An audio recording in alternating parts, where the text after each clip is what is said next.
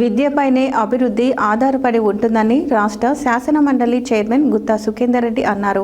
గురువారం ఆయన నల్గొండ జిల్లా దేవరకొండ నియోజకవర్గం పరిధిలోని కొండమల్లపల్లి శివారులో 200 కోట్ల రూపాయల వ్యయంతో నిర్మించనున్న యంగ్ ఇండియా ఇంటిగ్రేటెడ్ రెసిడెన్షియల్ పాఠశాల నిర్మాణానికి రాష్ట్ర రోడ్లు, భవనాలు, సినిమాటోగ్రఫీ శాఖల మంత్రి కోమటిరెడ్డి వెంకటరెడ్డితో కలిసి శంకుస్థాపన, భూమి పూజ చేశారు.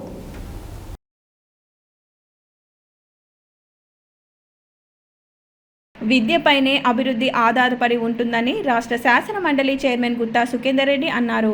గురువారం ఆయన నల్గొండ జిల్లా దేవరకొండ నియోజకవర్గం పరిధిలోని కొండమండపల్లి శివారులో 200 కోట్ల రూపాయల వ్యయంతో నిర్మించనున్న యంగ్ ఇండియా ఇంటిగ్రేటెడ్ రెసిడెన్షియల్ పాఠశాల నిర్మాణానికి రాష్ట్ర రోడ్లు, భవనాలు, సినిమాటోగ్రఫీ శాఖల మంత్రి కోమటిరెడ్డి వెంకటరెడ్డితో కలిసి శంకుస్థాపన, భూమి పూజ చేశారు.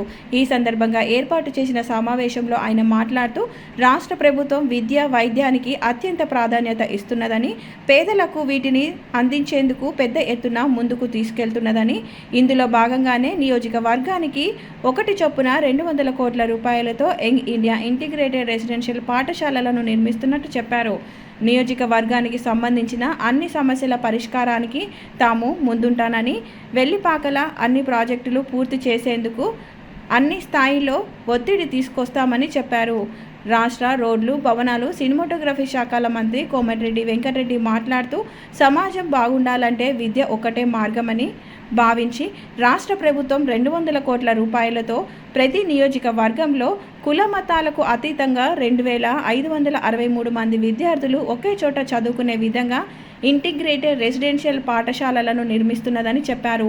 కొండమల్లిపల్లిలో యంగ్ ఇండియా ఇంటిగ్రేటెడ్ రెసిడెన్షియల్ పాఠశాల పనులను సంవత్సరంలోపు పూర్తి చేయాలని ఆయన ఇంజనీరింగ్ అధికారులకు, కాంట్రాక్టర్లకు ఆదేశించారు. పేమెంట్లకు ఎలాంటి ఇబ్బంది లేదని, నల్గొండలో నిర్మిస్తున్న యంగ్ ఇండియా ఇంటిగ్రేటెడ్ రెసిడెన్షియల్ పాఠశాలకు ఇప్పటి వరకు 20 కోట్ల రూపాయలు చెల్లించినట్లు ఆయన తెలిపారు. దీంతోపాటు తెలంగాణ పబ్లిక్ స్కూల్ను సైతం ఏర్పాటు చేయడం జరుగుతున్నదని, ఈ పాఠశాలలకు ప్రైవేట్ పాఠశాలల మాదిరిగా బస్సులను విద్యార్థుల ఇళ్ల వద్దకు పంపించి బస్సుల ద్వారా వారిని పాఠశాలకు తీసుకువచ్చి తిరిగి ఇళ్ల వద్ద దింపడం జరుగుతుందని అన్నారు. సమావేశానికి అధ్యక్షతన వహించిన దేవరకొండ శాసనసభ్యులు బాలు నాయక్ మాట్లాడుతూ కుల మతాలకు అతీతంగా ఒకే పాఠశాలలో అందరూ చదివే విధంగా రాష్ట్ర ప్రభుత్వం యంగ్ ఇండియా ఇంటిగ్రేటెడ్ రెసిడెన్షియల్ పాఠశాలను నిర్మిస్తున్నదని అన్నారు. అన్నిటికంటే విద్యాభివృద్ధి గొప్పదని, ఇండియా ఇంటిగ్రేటెడ్ స్కూల్ పూర్తయితే యూనివర్సిటీ వాతావరణం ఉంటుందని, 2563 మంది పిల్లలు ఒకే దగ్గర చదువుకోవచ్చని, దేవరకొండ, కొండమండపల్లిలను సమానంగా అభివృద్ధి చేసి రెండింటిని విలీనం చేయడమే తన లక్ష్యమని, అందుకే కొత్తగా వచ్చిన ఆసుపత్రులు, ఇతర ప్రభుత్వ సంస్థలను దేవరకొండ, కొండమల్లపల్లి మధ్యలో ఏర్పాటు చేస్తున్నట్లు తెలిపారు.